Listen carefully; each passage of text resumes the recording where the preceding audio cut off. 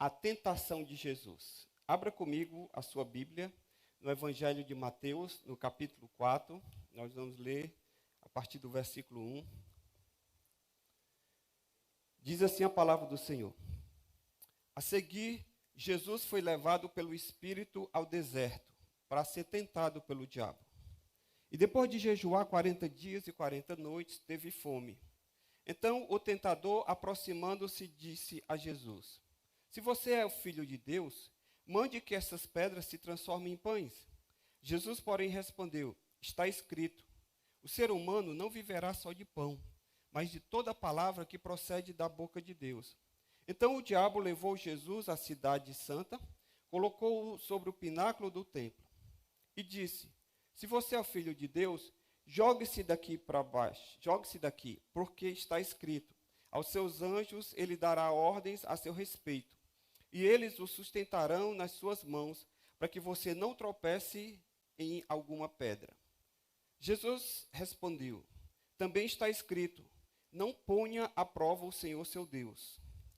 O diabo ainda levou Jesus a um monte muito alto, mostrou-lhe todos os reinos do mundo e a glória deles, e disse: Tudo isto lhe darei, se prostrado você me adorar.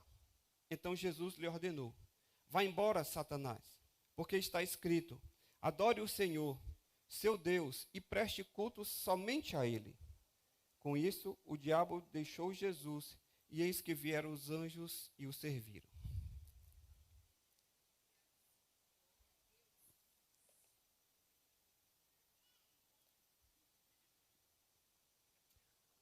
Estão pedindo aqui para conhecer os visitantes que estão aqui nessa manhã. Quem está nos visitando aqui pela primeira vez? Fique de pé, para a gente poder lhe conhecer. Olha aí. Glória a Deus. Oh, que maravilha. Sejam bem-vindos. Agradecemos a visita e desejamos que essa visita se torne uma habitação permanente. Amém? Quem é bem acolhido e bem alimentado, volta. A tentação de Jesus.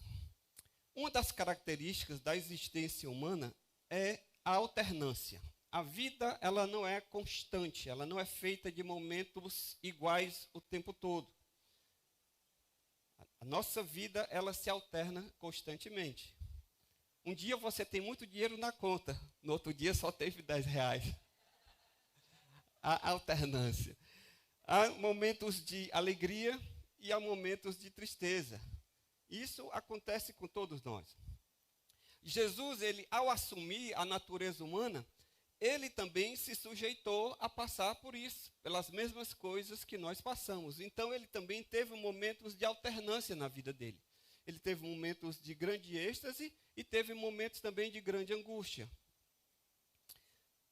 No dia anterior a esse evento que nós acabamos de ler, Jesus, ele batizou-se no Jordão. Jesus, ele viveu um momento de êxtase, ele viu os céus abertos sobre a sua vida, a voz do Pai falando para ele, dizendo: Tu és o meu filho amado, em quem eu me alegro. Então foi um momento de êxtase. E logo em seguida, no momento seguinte, Jesus, a Bíblia diz que ele foi levado pelo Espírito ao deserto para ser tentado. E ali no deserto, Jesus, ele experimentou um outro tipo de momento, de ver o sorriso do Pai no dia anterior, para agora ver a cara feia, a carranca do diabo por meio da tentação. E aí você me pergunta: pastor, eu acho estranho, porque o texto diz que o Espírito levou Jesus para o deserto para ser tentado. Como é que o Espírito leva Jesus para o deserto logo para ser tentado? Porque eu aprendi desde criança que Deus não tenta ninguém, Deus nos prova, mas Deus não nos tenta. E como é que o Espírito leva Jesus para o deserto para ele ser tentado? E aí eu queria dar uma breve explicação para vocês sobre isso. Jesus, ele foi levado para o deserto para ser tentado, porque Jesus, ele veio a este mundo, a Bíblia diz, para desfazer as obras do diabo. Então, se o diabo havia derrotado Adão, o primeiro casal lá no paraíso, no jardim, Adão e Eva, Jesus veio exatamente agora para vencer o diabo naquilo que ele havia vencido Adão. Porque quando Adão pecou, ele arrastou toda a humanidade a uma condição de alienação de Deus, a uma condição de afastamento de Deus. E a Bíblia diz que por causa disso entrou o pecado no mundo, e hoje nós vivemos as consequências do pecado nas nossas vidas, nas relações. Você quer ver a feiura da vida humana e do pecado? Ligue aí a TV. Antes a gente ligava, bastava ligar naqueles programas policiais, que você via as coisas mais absurdas. Mas, por multiplicar-se a iniquidade, esse tipo de notícia ele já não está mais restrito àqueles jornais sensacionalistas. Esse tipo de notícia ele já avançou nos jornais, nos demais periódicos, e aí você vê problema por cima de problema, pai matando filho, filho matando pai, pessoas passando por cima das outras, pessoas dando golpes nas outras. E essa é a situação que nós vivemos hoje. Por quê? Porque Adão foi tentado e ele caiu. E Jesus, como o segundo Adão, ele vem para desfazer as obras do diabo, ele vem para vencer o diabo, para que ele possa agora nos resgatar e nos reconectar com Deus. Então, esse foi o motivo. O apóstolo Paulo, ele deixa isso bem claro quando ele diz lá em Romanos 5,12, para você entender. Romanos 5,12, portanto, assim como por um só homem entrou o pecado no mundo, e pelo pecado veio a morte, assim também a morte passou a toda a humanidade, porque todos pecaram. Versículo 17. Se a morte reinou pela ofensa de um, e por meio de um só, muito mais os que recebem a abundância da graça e o dom da justiça reinarão em vida por meio de um só, a saber, Jesus Cristo. Portanto, assim como por ofensa, uma só ofensa, veio o juízo sobre todos os seres humanos para condenação, assim também, por um só ato de justiça, veio a graça de Deus para todos, para a justificação que dá vida. Porque, como pela desobediência de um só Adão, de um só homem, muitos se tornaram pecadores, assim também, por meio da obediência de um só, Jesus Cristo, muitos se tornarão justos. Amém? Paulo chama Jesus de o segundo Adão. Então, Jesus ele foi levado ao deserto porque ele veio com essa missão de desfazer as obras do diabo e de nos reconectar com Deus. Então, ele precisava vencer o diabo naquilo que Adão havia falhado. E aí você diz, pastor, então o senhor está querendo dizer que há, sim, uma conexão entre a tentação de Adão e a tentação de Jesus? Sim. O diabo, ele não é nada criativo. Ele usa as mesmas armas. Ele sempre usa as mesmas estratégias. Muda apenas os personagens. Muda apenas as circunstâncias, mas as estratégias são semelhantes. Então eu queria convidar você a passear comigo nessa manhã, vendo em que ele tentou a Adão e Eva, e em que ele tentou a Jesus, para a gente ver as semelhanças e assim entendermos, para que nós possamos, identificando as armas, as estratégias do inimigo, nós possamos também vencer e ter uma vida vitoriosa sobre o pecado. Amém? Pastor, quais foram as tentações que Jesus enfrentou no deserto? Primeiro, Jesus ele enfrentou a tentação de buscar a satisfação fora da vontade de Deus. Essa é uma das grandes tentações que o homem tem. Buscar satisfação fora da vontade de Deus. A tentação de Adão foi semelhante à de Jesus. Adão cedeu à tentação de buscar a satisfação fora da vontade de Deus. Mas Jesus, ao contrário, submeteu-se totalmente à vontade do Pai. Vejamos. Gênesis 3:1. Mas a serpente mais astuta que todos os animais selvagens que o Senhor tinha feito, disse à mulher: é verdade que Deus disse, não comam do fruto de nenhuma árvore do jardim? O que é que acontece aqui? O diabo ele está insinuando que Deus havia proibido o casal de comer do fruto de toda e qualquer árvore do jardim. É como se ele estivesse dizendo assim para aquele casal: Deus é um estraga-prazer, pois cria as coisas e não lhes permite desfrutá-las. Porém, vocês não precisam se submeter à vontade de Deus. Ajam por conta própria, se apropriem, desfrutem, sem considerar a ordem de Deus. Foi isso que o diabo propôs. Você não precisa se submeter à vontade de Deus. Você pode ter satisfação fora da vontade de Deus. Você não precisa seguir os ditames de Deus. Deus é um estraga-prazer. Não é assim que muitas vezes ele chega para as pessoas, ele diz: olha, esse negócio de servir a Deus, esse negócio de igreja, é muito chato, tolhe a pessoa.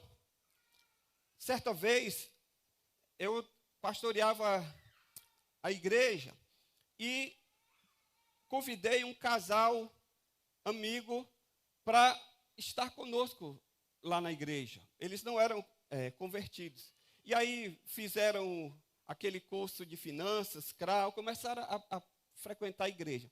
E quando ele começou a ser confrontado com a palavra de Deus, ele começou a se incomodar, porque a vida dele estava meio desajustada. E chegou um dia que ele disse assim para minha esposa. Ele disse: olha, eu não venho mais para a igreja. Ela disse: por quê? Ele disse: porque essa ideia de que Deus sabe tudo o que eu faço, que Ele está me observando, isso me incomoda. E eu não gosto dessa sensação. E desde então ele nunca mais pisou os pés na igreja. Por quê? Porque ele não queria buscar satisfação em Deus. Ele queria buscar satisfação fora da vontade de Deus. E se Deus estava sendo um empecilho, então o que é que ele faz? Isola, tira, porque eu quero buscar satisfação fora da vontade de Deus. É assim. Qual foi a tentação semelhante que o diabo usou para Jesus? Lá no versículo 3 do capítulo 4. Então o tentador, aproximando-se, disse a Jesus: se você é filho de Deus, mande que essas pedras se transformem em pães. Em outras palavras, ele sugeriu que Jesus usasse o seu poder divino para suprir as suas próprias necessidades. Ele queria que Jesus buscasse satisfação fora dos processos naturais da ordem criada por Deus. A ordem criada por Deus é o quê? Como é que se faz pão? A gente pega pedra e transforma em pão? Não. Na ordem natural das coisas criadas por Deus, se planta o trigo e tem todo um processo de moer o trigo, de preparar a massa, de colocar no fogo para que aquilo se transforme em pão. Então, o Satanás, em outras palavras, está dizendo: olha, você, para poder satisfazer a sua necessidade, você está aí com fome, você não precisa de seguir as ordens de Deus, você não precisa andar no caminho de Deus. É como se ele estivesse, em outras palavras, dizendo: olha, para você ter as suas necessidades supridas, você não precisa seguir a lei natural das coisas que Deus criou. Afinal de contas, Deus é injusto. Como é que você é filho de Deus e Deus está te permitindo passar necessidade, você aqui com fome? É como se ele estivesse dizendo: olha, Jesus, a vida é curta demais para você se privar de algo. Então corra atrás. Use todos os artifícios. Eu sei que o processo natural de fazer o pão não é esse, mas crie um atalho, dê um jeito. Busque a sua satisfação. Suprir a sua satisfação, o seu desejo, é algo prioritário, ainda que esteja fora dos padrões de Deus.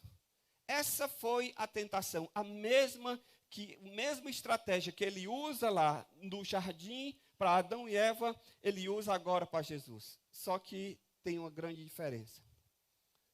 Olha o que é que Jesus diz lá em Mateus, no capítulo 4, versículo 4. Olha a resposta de Jesus para a proposta de Satanás. Está escrito: o ser humano não viverá só de pão, mas de toda palavra que procede da boca de Deus. Jesus está citando Deuteronômio capítulo 8, versículo 3, esse texto que Jesus está dizendo. Que o ser humano não vive só de pão. Jesus, ele não está aqui, queridos, negando a sua necessidade de pão para sobreviver. O que ele está alegando é que não vale a pena conseguir as coisas fora da vontade de Deus, pois aquilo que é feito dentro da vontade de Deus é aquilo que nos alimenta e que viabiliza a nossa vida. Por quê, pastor? Porque o pão, ele supre uma necessidade, mas ele não alimenta o nosso interior. O pão, ele supre a necessidade do meu corpo, mas a minha alimentação interior, o pão não supre. Entende? Somente aquilo que vem de Deus, que é a sua palavra, que Jesus diz, olha, nem só de pão viverá o homem, mas de toda palavra que procede da boca de Deus. Somente aquilo que vem de Deus, que é a sua palavra, nos alimenta e nos satisfaz plenamente. Então, deixa eu lhe dizer uma coisa. Não busque satisfação fora da vontade de Deus. Siga o exemplo de Jesus. Sabe o que foi que Jesus diz lá em João, no capítulo 4, versículo 34? A minha comida consiste em fazer a vontade daquele que me enviou e realizar a sua obra. É isso que movia. O que é comida, irmãos? Comida é aquilo que nos move, aquilo que nos dá força, aquilo que nos alimenta. Não é à toa que o cearense diz que saco vazio não fica de pé. Não fica de pé. Eu escutei aqui. A verdadeiro alimento, a verdadeira comida, aquilo que nos satisfaz, aquilo que é capaz de nos satisfazer plenamente, é aquilo que nos alimenta o nosso interior. Porque a comida, você come, daqui a pouco faz digestão e já precisa comer de novo. Ela produz uma satisfação temporária, mas aquilo que vem de Deus produz uma satisfação permanente.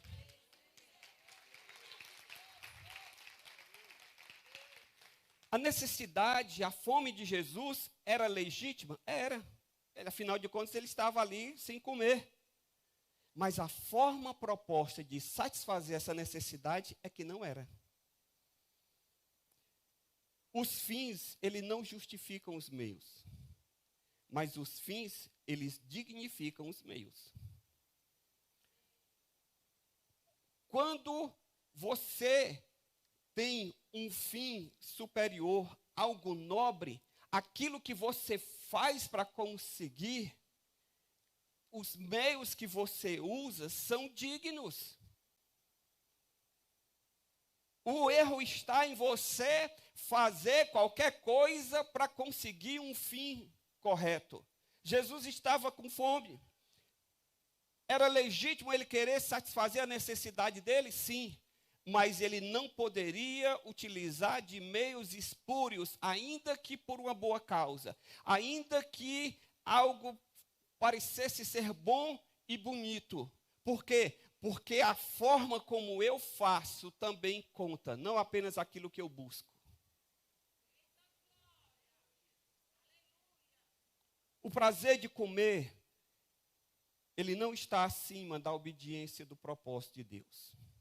O prazer, a satisfação das minhas necessidades são legítimas porque Deus me criou com necessidades. Deus me criou com vontade de comer. Alguns têm mais do que outros, né? Pastor Júnior, ele tem mais vontade de comer do que a maioria. Por quê? Porque de 100% da palavra que ele fala, 90% envolve comida. Mais tarde ele vai me pegar. Mas independente se alguns comem mais ou menos, a necessidade ela é legítima. Deus te criou com impulsos, Deus te criou com desejos, e há uma forma legítima de satisfazer isso.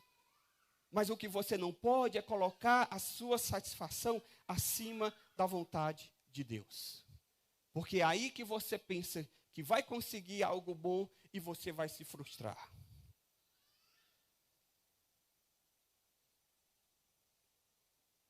Jesus poderia ter transformado as pedras em pães? Sim. Mas isso ele teria usado o seu poder divino, independente da vontade do Pai. E ele não faria isso, porque ele estaria pecando. Ele estaria indo para o mesmo caminho que Adão foi. E Jesus, ele veio para destruir as obras do diabo e veio para vencer a Satanás naquilo que Satanás havia vencido Adão. Afinal de contas, Jesus é o segundo Adão, conforme Paulo fala.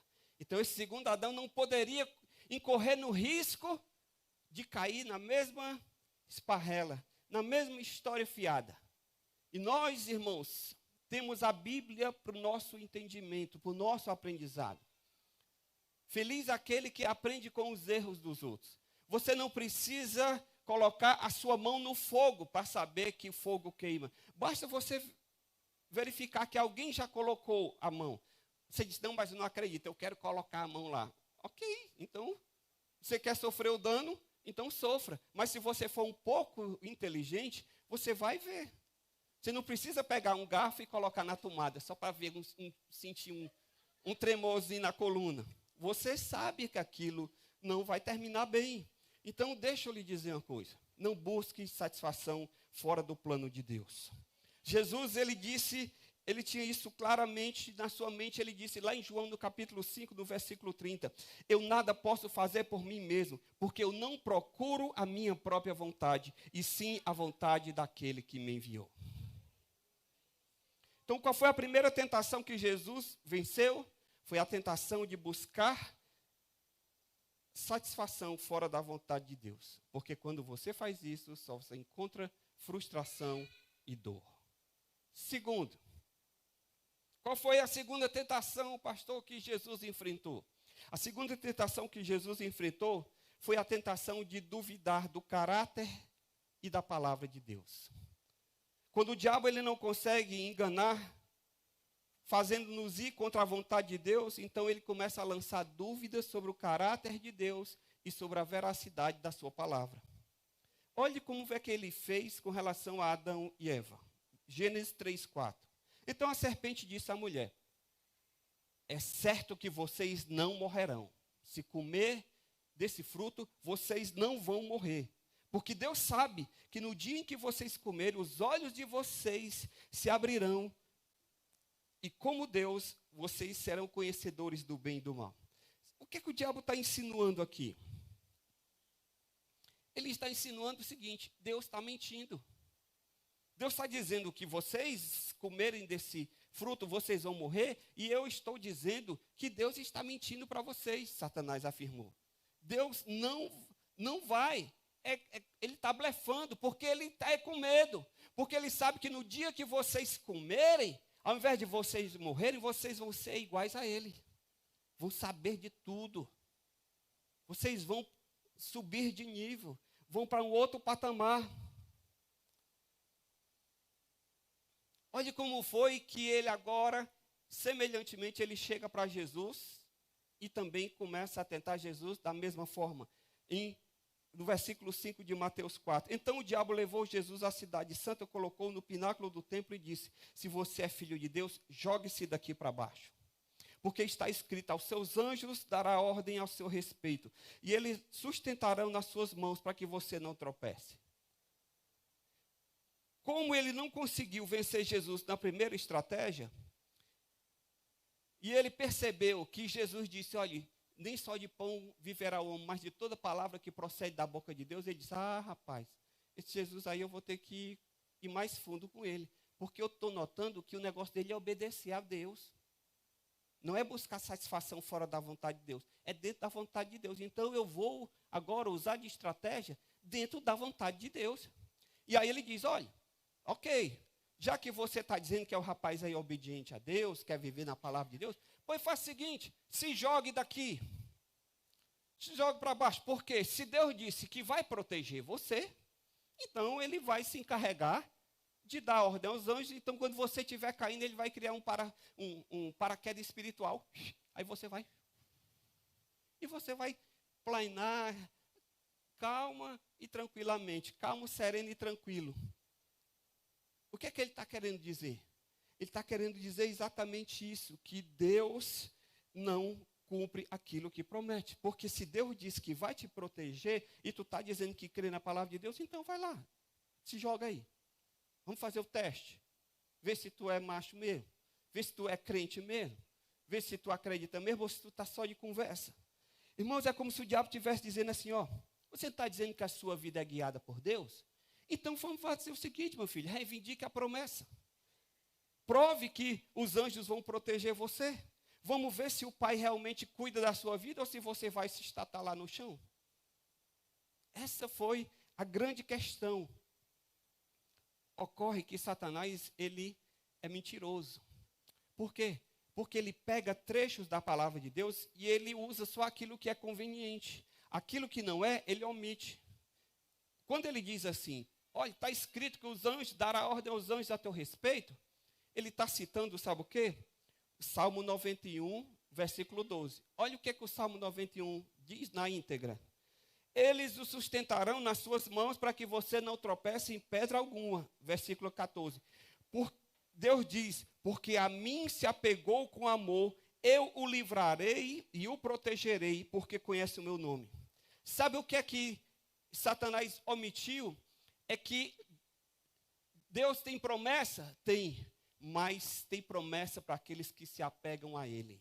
Para aqueles que andam no seu nome, para aqueles que amam a sua palavra, para aqueles que obedecem à sua verdade. Não é simplesmente você chegar e dizer, porque pega um versículo isolado aí e vai dizer que pronto, agora eu vou reivindicar aqui e isso vai ter que acontecer na minha vida. Não, não é assim.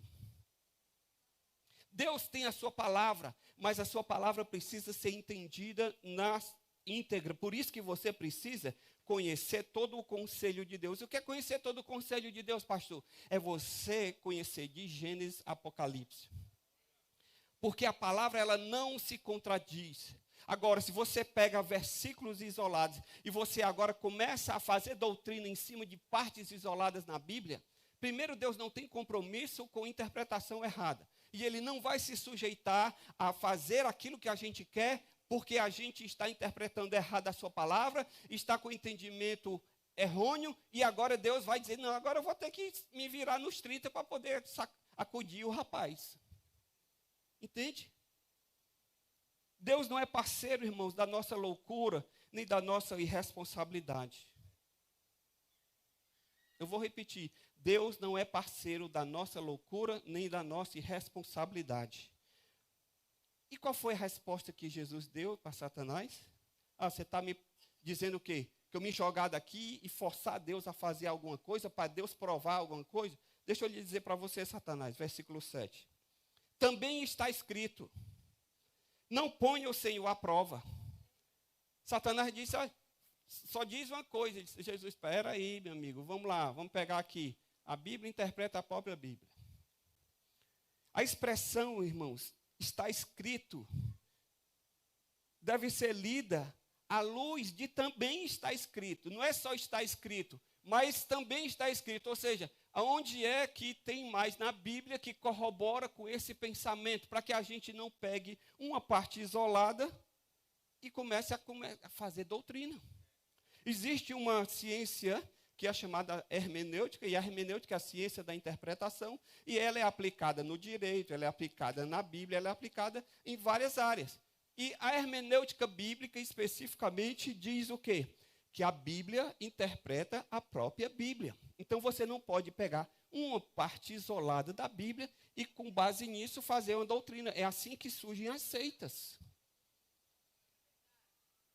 E um outro princípio da hermenêutica é que um texto fora do contexto vira pretexto. Eu agora me lembro, sabe de quê? Do irmão que queria muito ouvir a voz de Deus. Ele ouviu que na igreja que Deus falava com a gente. Ele disse, pois então eu quero ouvir a voz de Deus. E aí o que foi que ele fez? Ele fez o seguinte, ele não tinha o costume de ler a Bíblia sequencialmente, como a gente deve ler. Se você pegar um livro qualquer, se você pegar um livro qualquer, o que é que acontece? Você não começa a ler um livro na metade. Você pega a história, porque senão você é igual pegar um filme no meio. Você não vai entender. No tempo, quando eu era adolescente, eu ia para o cinema, às vezes eu entrava no meio da sessão. Aí eu assistia o resto, passava o intervalo e começava outra sessão para ir até onde eu tinha assistido. Começar para poder entender a história. Então o irmão não queria ler a Bíblia, ele só queria assim, pegar a Bíblia aqui, Senhor, fala com o teu servo, e abria aleatoriamente. Aí um dia ele estava querendo muito ouvir a voz de Deus, e ele disse, Senhor, fala comigo. Aí ele abriu lá em Mateus 27, 5. Então Judas retirou-se e se enforcou. Ele disse, não, Jesus, eu vou te dar uma chance mais. Fala comigo, Jesus. Aí abriu lá em Lucas 10, 37. Então Jesus lhe disse, vai e faça o mesmo. Senhor, o senhor não está entendendo? Eu vou te dar uma última chance. Olhe, é a última chance, Jesus. Aí ele foi, abriu de novo a Bíblia. João 13, 27. Então Jesus disse a Judas, o que você tem que fazer, faz-o depressa. Você está entendendo qual o perigo de você ler a Bíblia fora do contexto? De você não entender? É isso. Jesus diz, olha, Satanás, você está me dizendo aqui para me jogar, mas espera aí. A palavra de Deus diz, não põe o Senhor à prova. Pastor, o que é pôr Jesus à prova? O que é pôr Deus à prova? É querer forçar Deus a provar algo que Ele já afirmou na sua palavra. Se Deus já afirmou, e se Deus é verdadeiro, Ele não precisa provar. O que eu preciso é crer, me apropriar. Quando é que nós tentamos a Deus? Quando nós colocamos Deus, nós nos colocamos em situações que obrigam Deus a agir de forma miraculosa em nosso favor, senão a gente está frito. Quando é que eu tento a Deus? É quando eu sou diabético e eu me recuso a tomar insulina, afirmando que Jesus vai cuidar de mim, pondo Deus à prova. Isso não é fé, isso é irresponsabilidade. Deus não é parceiro da minha responsabilidade. A ciência está aí para o nosso benefício. Amém? Se Deus me quiser me curar de uma forma sobrenatural, amém. Mas se aquilo que está ao meu alcance fazer, usar dos meios naturais da ordem criada por Deus, eu vou utilizar. E se houver necessidade do sobrenatural, Deus pode intervir. É por isso que a gente ora, é por isso que a gente crê, é por isso que a gente ora por pessoas com câncer, que estão em tratamento. Agora, se uma pessoa está com câncer, ela se recusa a ser tratada, e ela vem colocar o nome na lista de oração, não é para orar. Por quê? Porque ela não está sendo responsável. Você não pode colocar Deus à prova. Nós colocamos Deus à prova quando nós duvidamos de que Ele não quer o melhor para nós. Quando nós desafiamos Deus a agir sob o nosso comando. Pastor, alguém na Bíblia pôs Deus à prova? Pôs. Sabe quem pôs Deus à prova? Ló. Ló pôs Deus à prova quando ele escolheu ir para o caminho de Sodoma. Ele estava tentando a Deus, porque ele estava deliberadamente indo por um lugar ruim, que não podia terminar bem. Sabe quem colocou Deus à prova? Sansão. Sansão colocou Deus à prova quando ele escolheu enamorar-se de Dalila, contra a vontade dos seus pais. Estava colocando Deus à prova. Sabe quem colocou Deus à prova? Pedro. Quando prenderam Jesus e todos os discípulos foram, Pedro disse, não, eu vou ficar aqui, porque eu sou macho.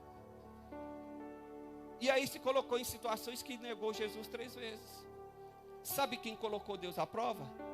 Aquela pessoa, o personagem lá do Salmo 1, porque a Bíblia diz que ele andou no caminho dos ímpios, deteve-se no caminho dos pecadores e se assentou na roda dos escarnecedores. Você vai por caminhos que você sabe que não são bons. É quando tem um cruzamento perigoso aqui na cidade, todo mundo sabe que ali tem gente que aborda para poder abordar os carros que estão parados. A pessoa diz, eu vou.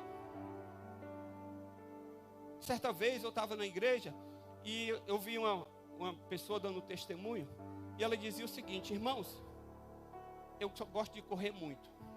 Eu ando no meu carro a 180 por hora.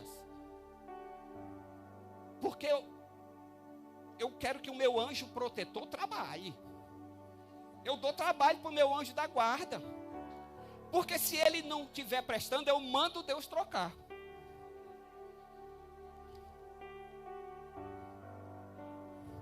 sei se ela está viva ainda.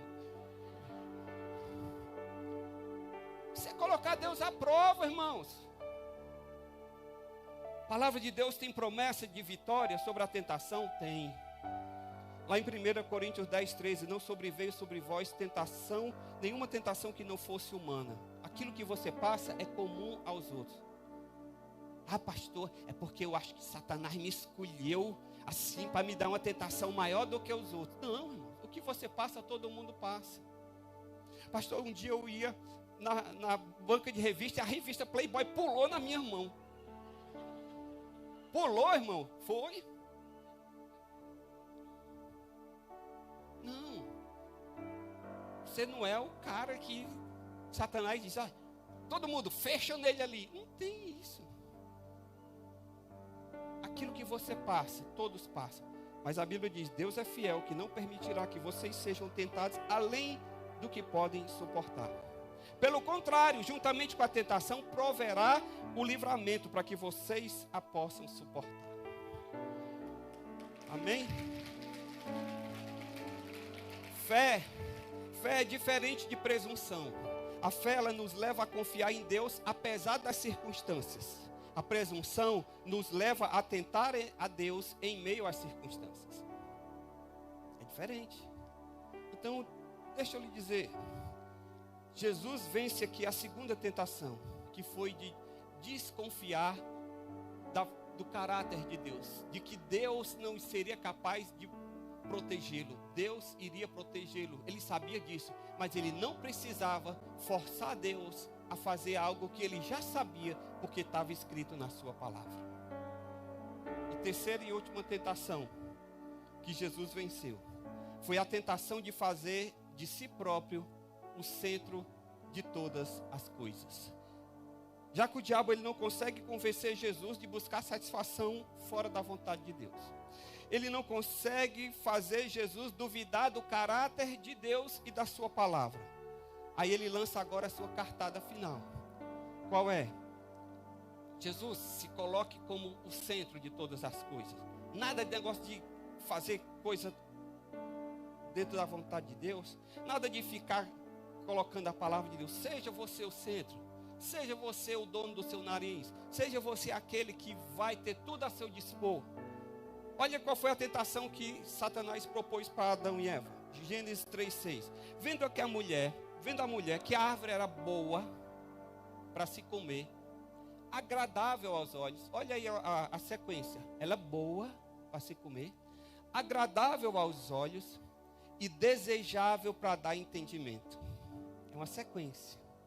Ninguém cai assim, ó, de repente. O pecado ele vai nos envolvendo e você começa a racionalizar e daqui a pouco você está envolvido. Aquilo que antes era odiado passa a ser permitido e depois passa a ser buscado.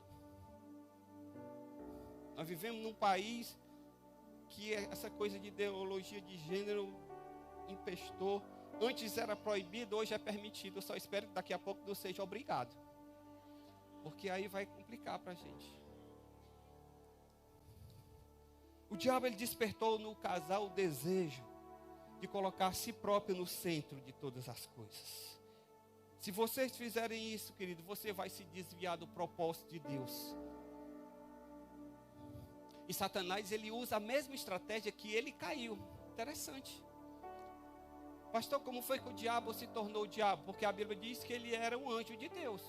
Como foi que o diabo se tornou o diabo inimigo de Deus? Porque ele quis colocar-se a si mesmo como o centro de todas as coisas. Onde é que tem isso? Em Isaías 14:13.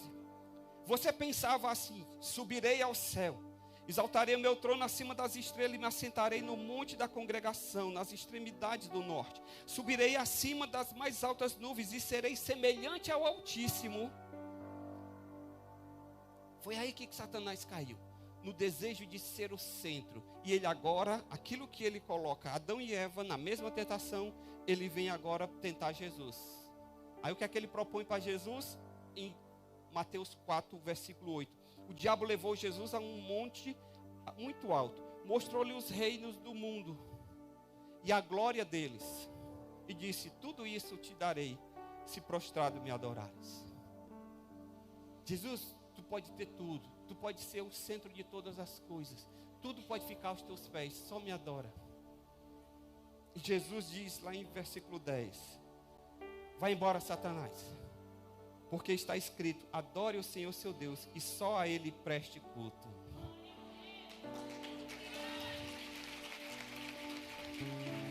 Irmãos, pastor, por que Jesus, ele não cedeu? Porque Jesus sabia qual era o propósito da sua vida. Porque ele tinha um senso de destino e de propósito. Jesus, ele sabia para que ele estava aqui. Onde foi que ele disse isso? Lá em João 6,38, ele disse, porque eu desci do céu, não para fazer a minha vontade, mas a vontade daquele que me enviou. Sabe, se você quer vencer a tentação, se você quer vencer as lutas da vida, as propostas inadequadas, você precisa ter um senso de destino e de propósito. Você precisa saber por que você está aqui. Você precisa entender por que você está na igreja.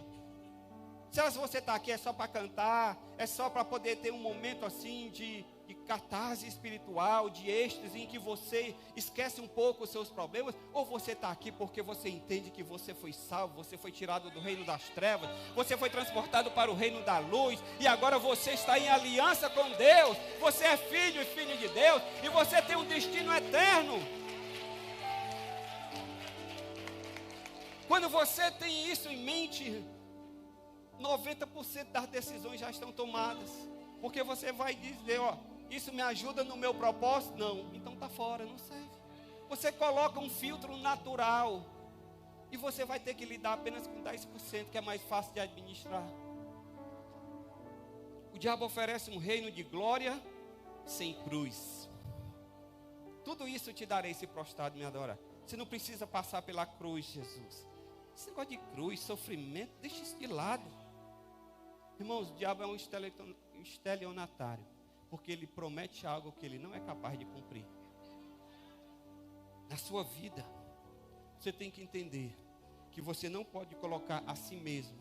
O que é colocar a si mesmo como centro de todas as coisas? É colocar os seus sentimentos, as suas necessidades e os seus desejos, de querer satisfazê-los acima de tudo e de todos. Quando é que você coloca você no centro de todas as coisas? Quando você começa a amar as coisas, os bens e o dinheiro como centro da sua vida. Quando é que você coloca você no centro de todas as coisas? Quando o seu cônjuge, os seus filhos, os seus parentes ou qualquer outra pessoa passam a ocupar o lugar que somente pertence a Deus na sua vida. É nobre amar o cônjuge? É nobre amar os filhos? É mandamento bíblico. Mas não podemos colocá-los acima de Deus. É nobre querer prosperar? É. A gente trabalha, às vezes engole sapo, passa perrengue. Por quê? Porque a gente precisa. E é nobre trazer o pão para dentro de casa, viver do suor do seu rosto, viver com dignidade. É nobre. Mas quando isso se torna o centro motor da sua vida, isso é ruim. E quando você coloca os seus desejos, você já ouviu aquela história? Uma amiga chega para outra e ela diz, nem te conto, mulher. O que é? Eu estou gostando de um cara lá no meu trabalho. Ela diz, é mesmo, amiga? Que legal. Ele só tem um detalhe. O que é? Ele é casado. Aí ela disse, e daí? Vai à luta, amiga. Tu mereces ser feliz. Já ouviu essa história? Eu vou me dar porque eu mereço. Eu quero me presentear. Ei, não tem nada errado você se presentear. Não tem nada errado você se dar. Não tem nada errado você suprir as suas necessidades, contanto que não seja fora da vontade de Deus.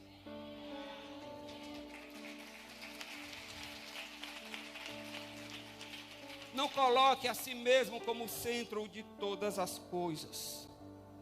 A proposta do iluminismo foi essa. Na Idade Média, a igreja na Idade Antiga, no começo do cristianismo, a igreja sofreu perseguição. A partir do ano 300, com a conversão de Constantino, em tese, ele obrigou todo mundo agora a ser cristão. Aí a igreja passou de ser perseguida para ser perseguidora, porque agora todo mundo tinha que se converter, nem que fosse da marra. O cara não entendeu.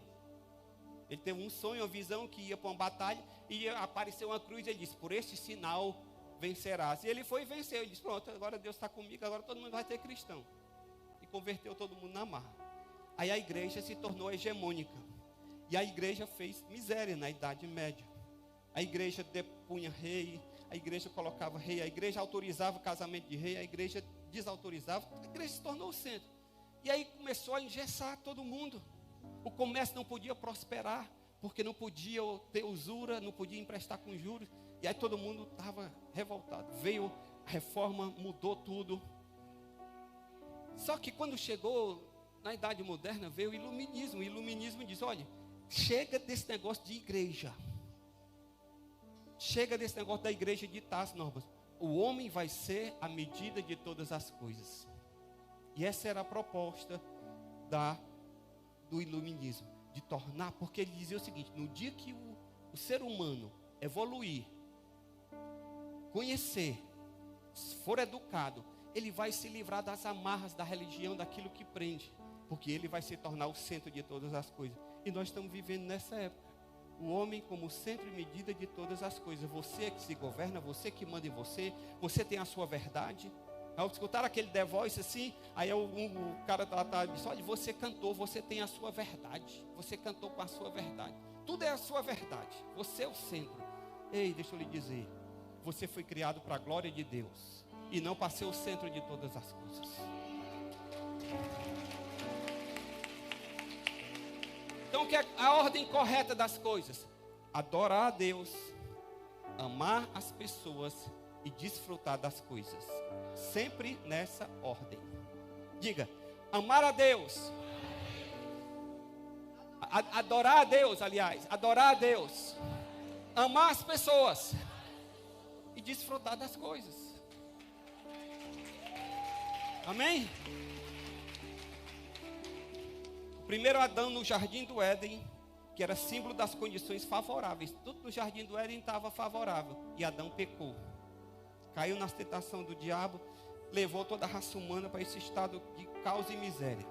Jesus, o segundo Adão, no deserto, símbolo de condições desfavoráveis, venceu o diabo e abriu o caminho de vitória para mim e para você. Vamos ficar de pé na presença do Senhor.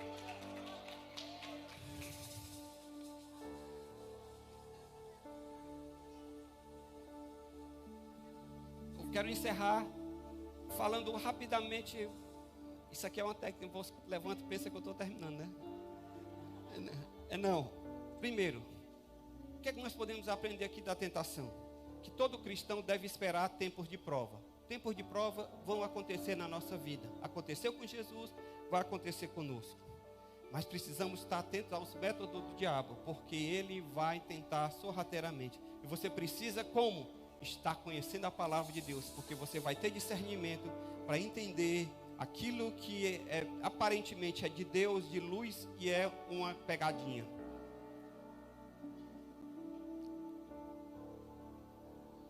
Terceiro, você precisa se preparar por dias de prova, porque eles virão, mas você precisa estar preparado. Quando a gente está numa guerra, a gente se prepara. Ontem eu vi uma frase que diz assim: quem tem uma grande causa tem o maior inimigo. Quem tem uma grande causa tem o maior inimigo. Qual é a nossa causa, irmãos? A causa do reino de Deus. Consequentemente, nós temos o maior inimigo. Então, nós temos que estar preparados, amém? Para vencer. Porque Jesus venceu. E eu e você podemos vencer também. Todo cristão deve buscar em Jesus o exemplo de experimentar socorro na hora das tentações, porque Jesus experimentou socorro. Como é que Jesus experimentou socorro? Com a palavra de Deus. Socorra-se da palavra de Deus. E por último, você precisa entender que Deus nunca vai te deixar ser tentado além das tuas forças. Deus vai te dar o escape. Por isso que você precisa resistir ao diabo. Resistir ao diabo e ele fugirá de vós. Vamos adorar a Deus, já que nós dissemos que a primeira coisa é Glória a Deus. Amar as pessoas. Está no lema da igreja. O que é o lema da nova criação? Amar a Deus, servir ao próximo. É a mesma coisa, com palavra diferente. Então estamos no caminho. Amém? E o que é que falta agora? Usufruir das coisas. Então vamos pedir para Deus nos dar os recursos necessários para que a gente possa usufruir e expandir o reino também. Amém? Glória a Deus.